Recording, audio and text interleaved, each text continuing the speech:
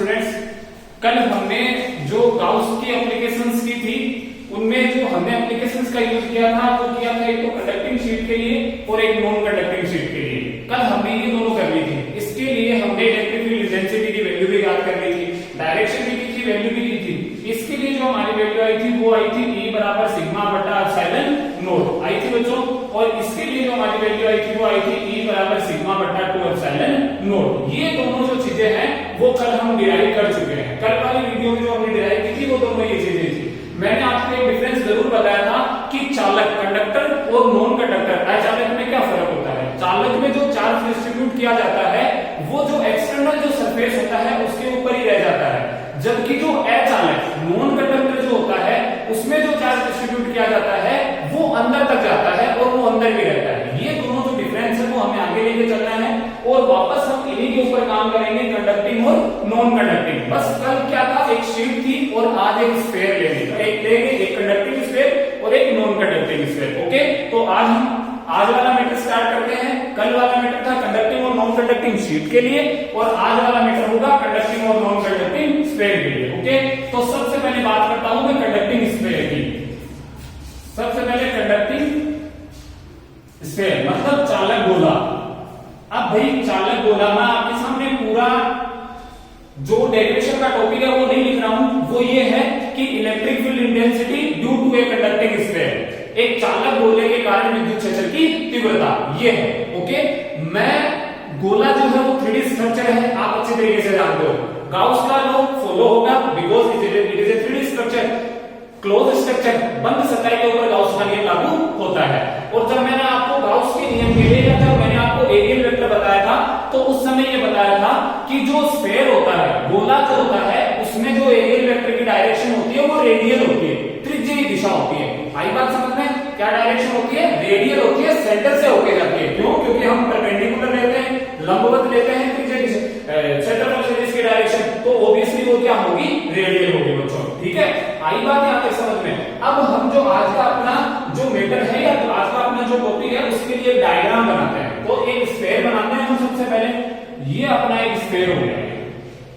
Okay बच्चों, ये अपना एक स्फीयर है, इसको गोला मत देना, एक इसको हम क्या लेंगे? स्फीयर लेंगे। और मान लिया कि ये पॉजिटिव चार्ज से चार्ज है, ये पूरा गोला क्या है? चार्ज है। चूंकि चालक गोला है, आपको पता है चालक गोला है तो ऑब्वियसली अंदर चार्ज नहीं होगा, केवल कहां होगा बच्चों?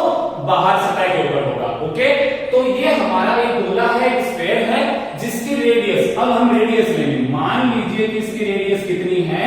कैपिटल R है। ओके, तो नाउ अपन क्या करेंगे कि हमारे पास एक कैपिटल R त्रिज्या का गोला है जो कि प्लस चार्ज से आवेशित है और इस प्लस चार्ज की वैल्यू हम कितनी मान लेंगे? मान लिया Q। कितना चार्ज है हमारे पास? Q चार्ज है। ओके, तो देन स्फीयर जो है, sphere is charge with plus Q charge. Okay बच्चों, कितने चार्ज से चार्ज है? ये प्लस Q चार्ज से चार्ज है। ओके, कोई दिक्कत नहीं यहां तक। यह प्लस Q चार्ज से चार्ज किया हुआ है, इसका मतलब इसकी सतह के ऊपर कितना चार्ज है? प्लस Q चार्ज है। ओके, आगे बात समझ में। अब हमें इलेक्ट्रिक फील्ड इंटेंसिटी की वैल्यू को क्या करना है? कैलकुलेट करना है। अब देखो बच्चों, यहाँ पे हमारे पास तीन टॉपिक आता है। ये जो टॉपिक होता है वो तीन पार्ट्स में डिवाइड हो जाता है। फर्स्ट वाला पार्ट क्या कहता है कि अपन जिस पॉइंट पे when point P, अब पॉइंट P है क्या बच्चों? पॉइंट P वो पॉइंट है, वो बिंदु है जहां पे आप इस स्फीयर के कारण इलेक्ट्रिक फील्ड इंटेंसिटी की वैल्यू को कैलकुलेट करना चाहते हो। P पॉइंट कौन सा होगा? वह बिंदु होगा जहां पे आप इस स्फीयर के कारण इलेक्ट्रिक फील्ड इंटेंसिटी की वैल्यू को क्या करना चाहते हो? कैलकुलेट करना चाहते हो। You have to calculate the value of electric field intensity due to this sphere at that point and this point is known as by P। Okay, समझे सब चीज। अब पॉइंट P इज सिचुएटेड या situated outside that या outside this sphere, outside this sphere. सबसे पहले कहां हो सकता है? बिंदु P गोले के बाहर हो सकता है। मेरी बात समझने की कोशिश करना। हम केवल इस गोले के कारण बिंदु P पर विद्युत क्षेत्र की तीव्रता को ज्ञात करना चाहते हैं। अब बिंदु P बाहर भी हो सकता है। सेकंड पॉइंट हम क्या कर सकते हैं, when point P is situated on a surface of the sphere, sphere के कहां हो, सरफेस के ऊपर हो, कहां हो, जो सतह के ऊपर हो, जो सतह होती है उसके ऊपर। थर्ड वाला टॉपिक हमारे पास क्या आएगा, when point P is situated inside the sphere. Okay, जब पॉइंट P क्या हो, स्फेयर के इनसाइड हो, अंदर की तरफ हो। तो हमारे पास कितने टॉपिक आ गए, 3 टॉपिक आ गए। एक जो मेन टॉपिक है conducting sphere, calculate the electric field intensity due to a conducting sphere, that also known as charge sphere. आपकी बुक में लिखा हुआ होगा पहला टॉपिक चार्ज स्फेयर, तो उसको भी आप कंसीडर कर सकते हो लाइक दैट। ओके, तो देन फर्स्ट ऑफ ऑल हम क्या करेंगे, किस पॉइंट की वैल्यू निकालेंगे, when point P is situated outside the sphere. अब मान लिया कि मैं दोनों टॉपिकों को नीचे वाले को मिटाता हूं और हम फर्स्ट टॉपिक के कारण वैल्यू निकालते हैं। अब देखना बच्चों, ये जब माना कि जो पॉइंट P है वो इस सेंटर से r डिस्टेंस के ऊपर है, कितनी डिस्टेंस के ऊपर है बच्चों, सेंटर से r डिस्टेंस के ऊपर। ओके, अब हमें क्या निकालना है, हमें तो इलेक्ट्रिक फील्ड इंटेंसिटी की वैल्यू फाइंड आउट करनी है। जब इलेक्ट्रिक फील्ड इंटेंसिटी की वैल्यू फाइंड आउट करोगे गाउस के रूल से, तो गाउस का रूल क्या कहता था कि आपको एक क्लोज्ड सरफेस को इमेजिन करना पड़ेगा। अब क्लोज सरफेस को इमेजिन करना पड़ेगा, हमारे यहाँ पे एक स्फीयर पहले ही है, हम क्या कर लेते हैं, r रेडियस का एक और स्फीयर को इमेजिन कर लेते हैं बच्चों। ये हमारे पास r रेडियस का एक और स्फीयर आ गया। अब देखना, अब इसलिए जो r स्मॉल r रेडियस का, स्मॉल r त्रिज्या का जो गोला है, इसके अंदर कुल आवेश कितना होगा बच्चों, जो ये जो पूरा आवेश है वो आवेश क्या होगा, इसके अंदर कंसीडर कर लिया जाएगा। ओके, अब जो ये जो चार्ज है, कितना चार्ज है, +q चार्ज है, वो कहां माना जाएगा, इसके अंदर माना जाएगा।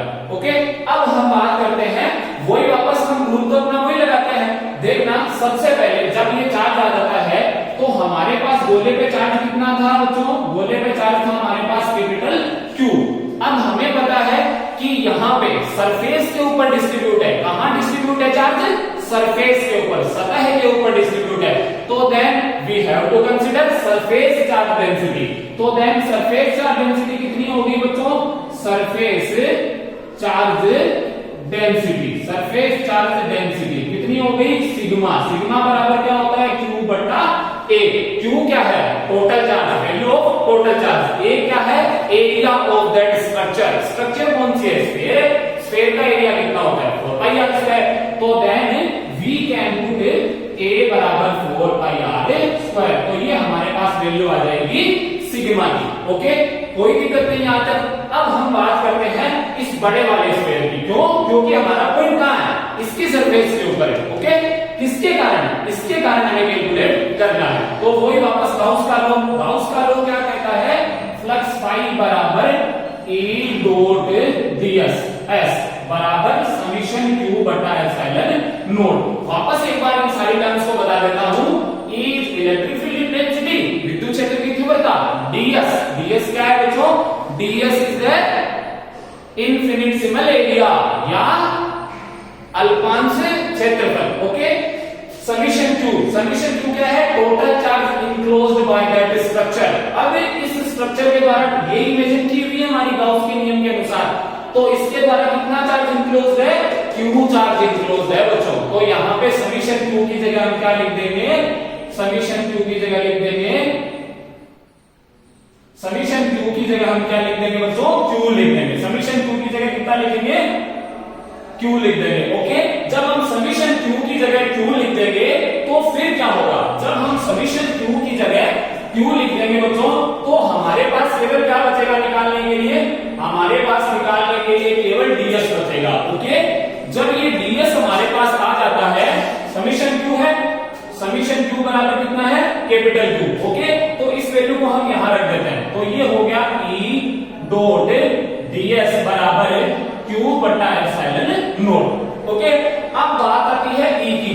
E को कांस्टेंट है तो अपन इंटीग्रेशन से क्या कर लेते हैं, बाहर निकाल लेते हैं ई को, क्योंकि ई तो हमें फाइंड आउट भी करना है, ई को हमें फाइंड आउट भी करना है, तो देन ई को हम बाहर निकाल देते हैं।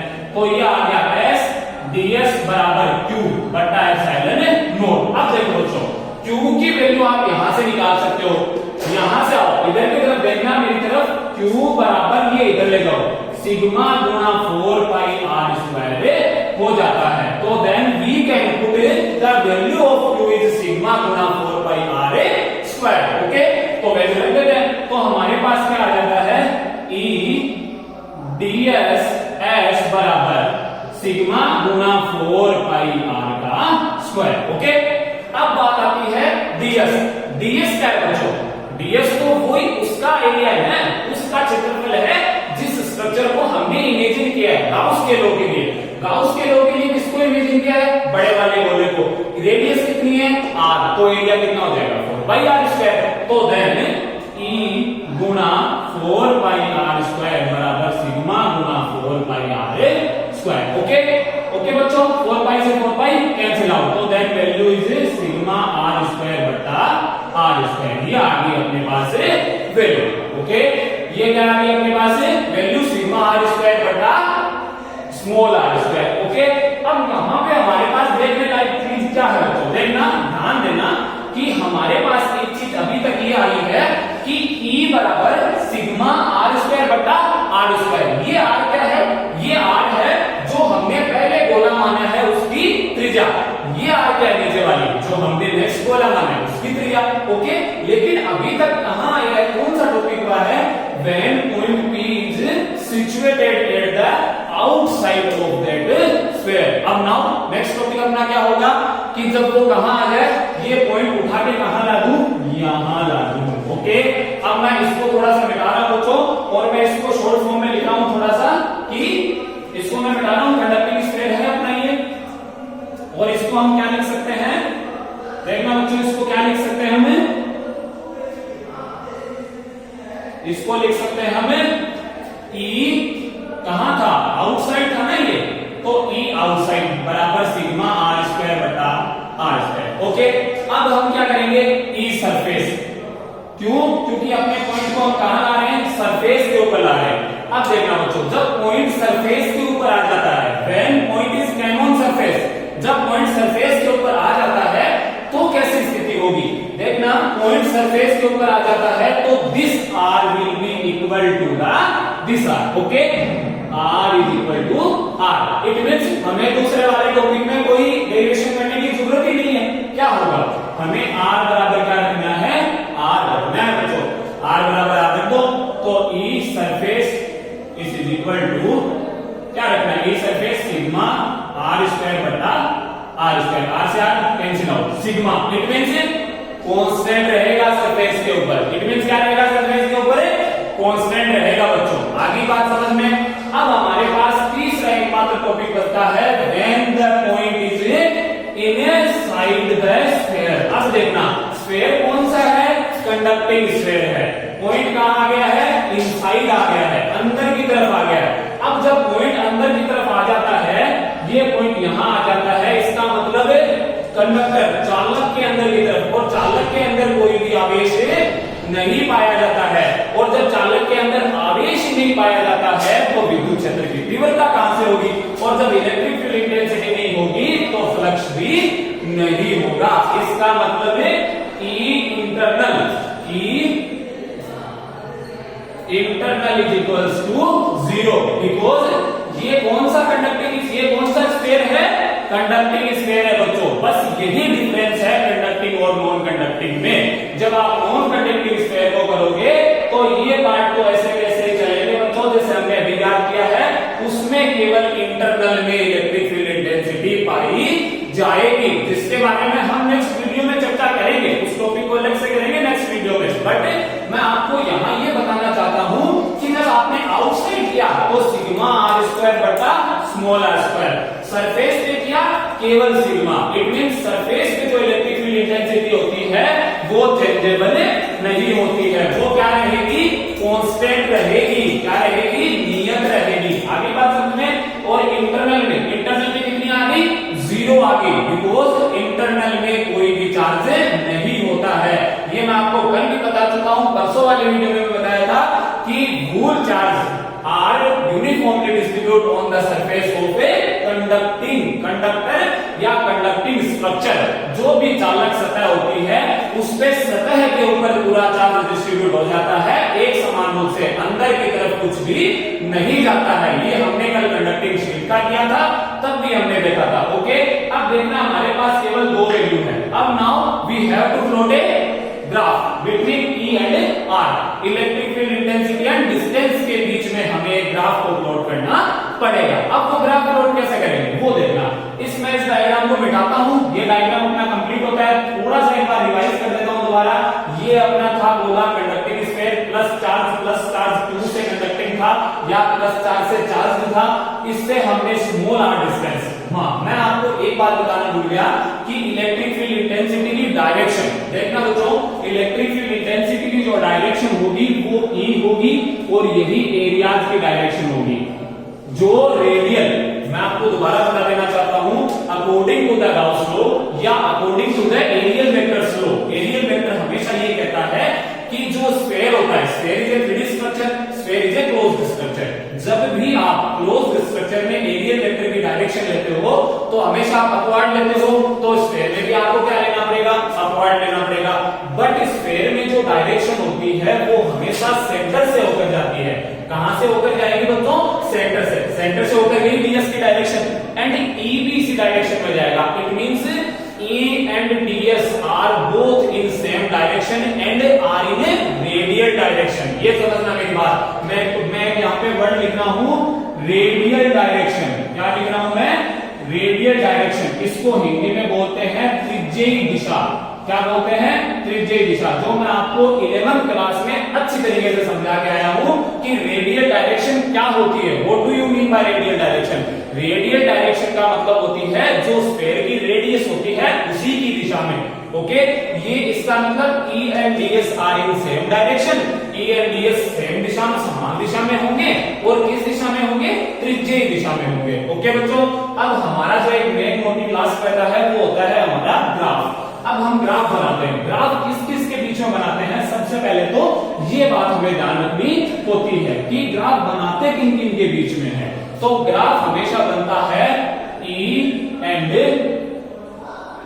E and R between, because R is variable. R क्या था, वेरिएबल था, not capital R, because capital R is the radius of that sphere which we have considered in our derivation। जो हमने डेरिवेशन में कंसीडर किया था उस sphere की त्रिज्या थी और त्रिज्या कभी हम बदल नहीं सकते। ये R जो था ना, ये उस सेंटर से पॉइंट की डिस्टेंस थी अलग अलग। जो हमने बड़ा गोला माना था वो हमारे गाउस के लॉ के अकॉर्डिंग हमने ये माना था कि हमें क्लोज स्ट्रक्चर को इमेजिन करना पड़ेगा। ओके, तो बच्चों इसके बीच में हम खींचते हैं ग्राफ।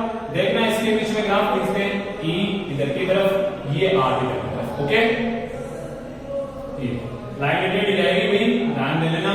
ये R इधर की तरफ। अब सबसे पहले ये R डिस्टेंस, ये R छोटा है R से। R छोटा है R से का मतलब है कहां आ गए, इनसाइड। इंटरनल में कितना है, 0, कुछ भी नहीं। सरफेस के ऊपर कितना है, फिक्स है, फिक्स लगा देते हैं। R is equals to R। अब देखना आउटसाइड, आउटसाइड किससे चेंज हो रहा है, R स्क्वायर। आउटसाइड में क्या हो रहा है, आउटसाइड में स्क्वायर का हो गया बच्चों, क्या, रेडियस की स्क्वायर के inversely proportional. It means as we increasing radius of that sphere that electric field intensity will be decrease with the power, twice power, double power से डिक्रीज होगी। ओके, तो हम इसको किस प्रकार से कर सकते हैं, इस प्रकार से कर सकते हैं बच्चों। ये हो गया आउटसाइड वाला, ये हो गया सरफेस वाला और ये हो गया इनसाइड। ग्राफ अच्छी तरीके से समझ लेना, सिंपल ग्राफ है। Inside R less than capital R, it means 0 है ही कुछ। सरफेस के ऊपर कांस्टेंट चलेगा, R is equals to R, ये R is greater than R। Okay, ये हमारा ग्राफ होता है और ये हमारा कंडक्टिंग स्फीयर के लिए वीडियो कंप्लीट होता है। अब बच्चों इस वीडियो को आप करके नॉन कंडक्टिंग के लिए ट्राई करोगे, जो मैं आपको कल वाले वीडियो में बताऊंगा। लेकिन मैं आपको दोबारा बता देना चाहता हूं, दोनों में कोई डिफरेंस नहीं है। किया था वहां पे हम रो लेंगे, because rho is a volume charge density. क्यों लेंगे? क्योंकि वो एक नॉन कंडक्टिंग स्फीयर होगा, नॉन कंडक्टिंग स्फीयर में चार्ज जो होता है वो 3D में डिस्ट्रीब्यूट हो जाता है। Okay, thank you.